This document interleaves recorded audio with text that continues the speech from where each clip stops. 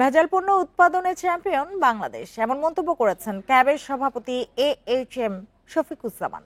তার মতে খাদ্য নিয়ন্ত্রণ সংস্থা BSTI-কেই সবার আগে ভেজাল মুক্ত করতে হবে। সকালে রাজধানীর খামারবাড়িতে বিশ্ব মান দিবসের অনুষ্ঠানে এসব কথা বলেন তিনি। অনুষ্ঠানে BSTI মহাপরিচালক SM ফেরদৌস আলম বলেন, পণ্যের গুণগত মান ঠিক রাখতে গুরুত্বপূর্ণ 10টি জেলায় আন্তর্জাতিক মানের ল্যাব স্থাপন করা হয়েছে। সেখানে কম খরচে টেস্ট করতে পারবেন ব্যবসায়ীরা। তবে ব্যবসায়ীদের অভিযোগ, BSTI এর মান সনদ নিয়ে বিদেশে রপ্তানির পর তাদের পণ্যের আবারও ল্যাব টেস্ট করতে হয়, ফলে জটিলতা বাড়ে। পণ্যের গুণগত মান, গ্রাহক সন্তুষ্টি এবং কর্মক্ষেত্রে নিরাপত্তা নিশ্চিত করার অনুষ্ঠানে 12টি কোম্পানিকে ISO সনদ দেয় BSTI।